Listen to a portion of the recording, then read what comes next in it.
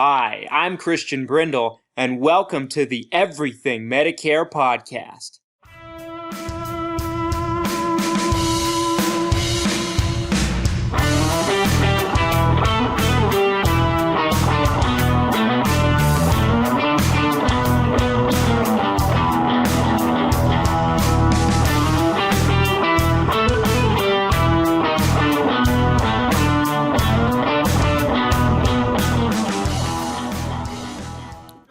What's up, Everything Medicare Podcast Nation? This is Christian Brindle, wherever you are and however you might be listening to us today.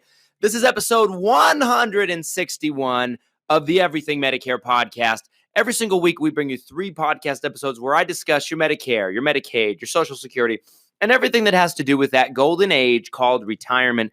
For anybody that might not be familiar with me and my work, my name is Christian Brindle, like I mentioned earlier.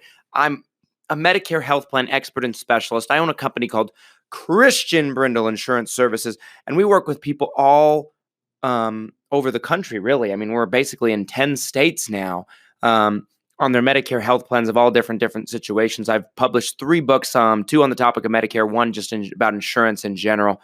And we host this podcast, which has now become the number 1, if not the number 2, most popular podcast on the internet, depending on the website that you're looking at the given moment, okay? Thank you so much for tuning in. If this is your first time tuning in and listening to us, I very much appreciate you spending some time. Today on a Saturday, I wanted to kind of dive into a topic that frustrates and concerns me more than anything else, but it's something that's been going on for some time. In our lives, there's a couple of different things that we learn very, very quickly throughout life as we From the time that we transition from childhood into adulthood living on our own.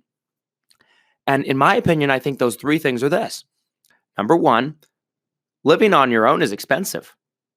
Everybody listening to this, for the most part, our audience is, for the most part, Medicare age. You know this, but you've seen your kids go through this. Some of you might be seeing your grandkids make this transition from childhood to adulthood. Living on your own is tough, especially right at the beginning when you're learning how to do it at a young age. Gets easier the older you get for a majority of us. Some people, it's tough all the way through. But living on your own is tough. Bills are expensive. Living is expensive, isn't it? Rent, mortgages, car payments, car insurance, health insurance, life insurance, having kids. I can attest for that. Have a 9-month-old daughter, as many of you know. Boy, is she expensive. Is she worth it? Hell yes, she is. But she's expensive. The second thing is better pay your taxes on time. You don't want to mess with the IRS. And the third thing is anything that's run by the government, in a sense, is going to be, for the most part, unorganized and maybe a little tricky to kind of deal with if you have to work with it directly. Now, there's some exceptions to this. I mean, it's not to say that everything our government does is wrong. I'm not one of those people, and that's not necessarily my message here today. But if you look at the things that the government controls, they're for the most part a little bit chaotic, right? Unorganized, maybe a little bit outdated in their technology. Think about Social Security, Social Security Administration. They're a good example of this. The DMV, the post office. Anything that's run by the government probably isn't run very well in terms of those kind of programs.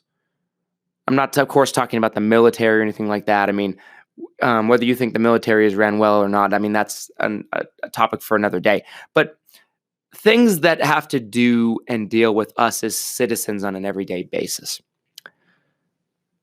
for the most part, are a lot of times unorganized, a lot of times a little bit chaotic, a lot of times dysfunctional is a good word I'd like to call it.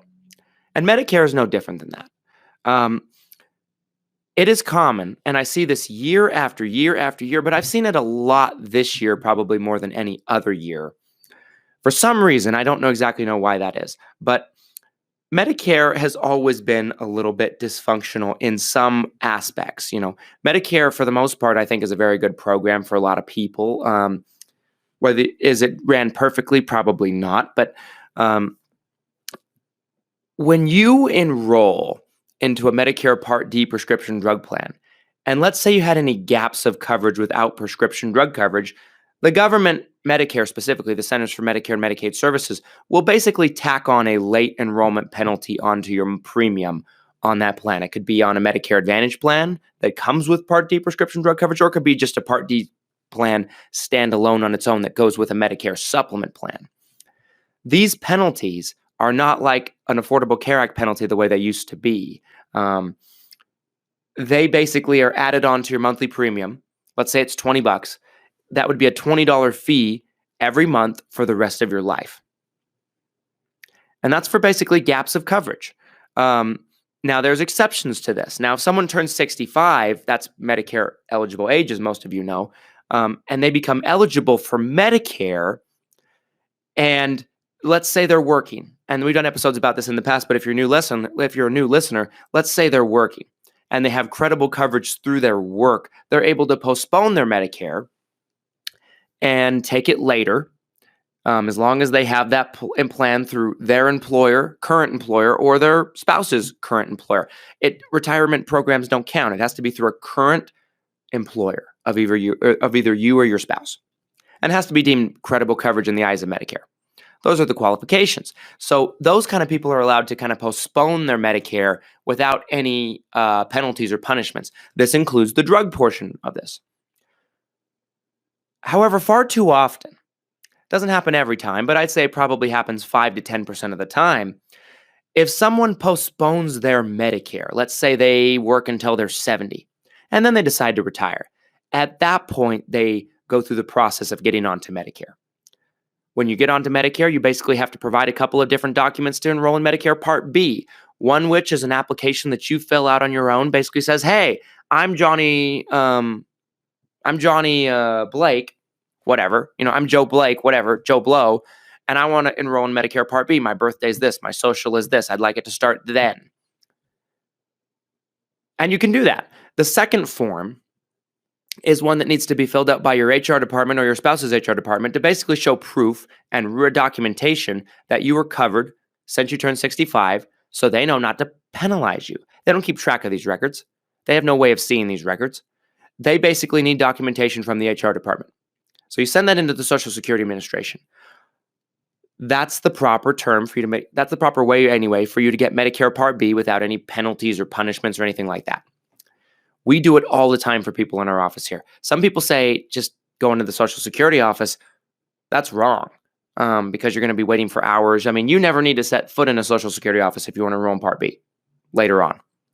I don't give a crap what anybody says.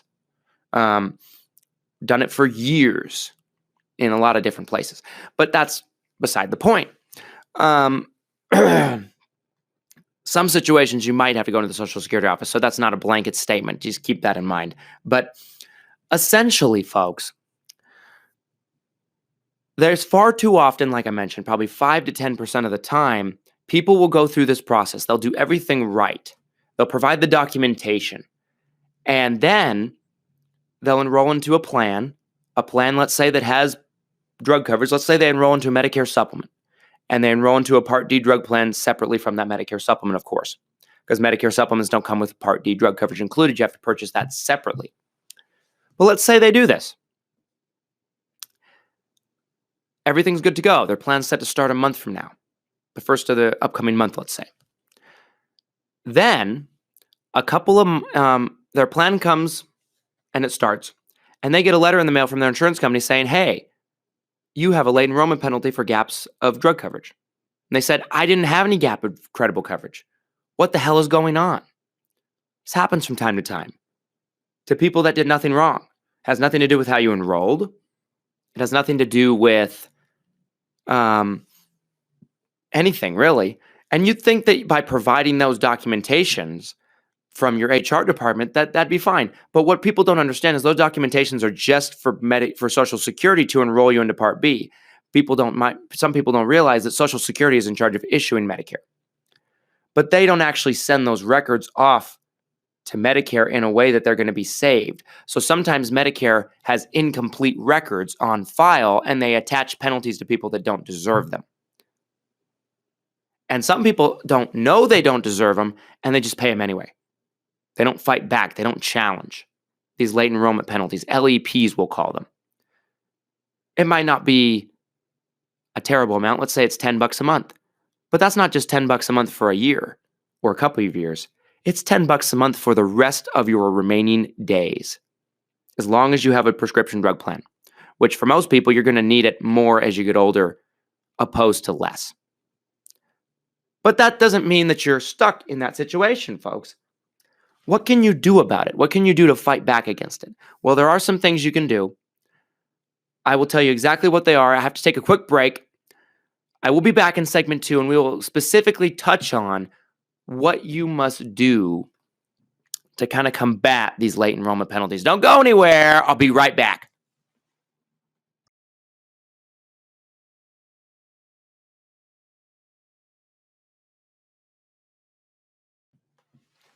Welcome back, everybody. Thanks so much for sticking with me through that break. Let's talk about how to fight some late enrollment penalties. So basically, when you first get this late enrollment penalty letter, it's very threatening. Medicare does not actually impose themselves these late enrollment penalties. They actually send the information over to your insurance company that you got the Part D plan through, and they trust your Part D plan to actually collect this late enrollment penalty. So they basically tack it on to any premium you have, if you do have one, depending if you have a Medicare Advantage plan or a Part D prescription drug plan. It sounds threatening. It's in government lingo, basically, even though it comes from the insurance company. It's very threatening. People get scared. They freak out. They panic. They think that something was done wrong at their enrollment. Actually, you could do everything right and still be in the situation, because Medicare has incomplete records, folks. Incomplete records because they're unorganized. We have to understand what we're dealing with here, a gigantic government entity, which is Medicare. But the good news is they make it pretty easy for you to fight it. They will send a basically document in the mail to you as well. It might come separately. Sometimes it comes together. Kind of just depends on the carrier. But basically, it's something you can fill out, the history of your credible coverage, and you can send it back to them. And a lot of times that takes care of it. Simple. Now, that being said, it might not always. Sometimes you need to call the insurance company and they need to interview and send this information off to Medicare. I'd say 99% of the time, that is all it takes to kind of fix this. But you have to be proactive. You have to make sure that you're doing this. You have to make sure that you're not just paying the penalty and thinking it's not worth fighting. It is worth fighting. And you can get it overturned every time. Almost every time. There's been a couple situations, needle in the haystack, that I've seen people get stuck with it. Who knows why? But for the most part, going through their processes and providing the information to them either over the phone or through the mail takes care of it. Now, sometimes you might need to contact Medicare directly if the information isn't being accepted by the insurance company, to which point they will kind of go over the same kind of information. And sometimes you might have to provide the information 4 or 5 times, but I guarantee it's worth it. You don't want to just get pushed around by our government and by Medicare. Fight these late enrollment penalties, because there's absolutely no reason why you should be paying them, especially if you had no gaps in credible coverage. Now, if you had gaps in credible coverage, there's nothing you can do about that.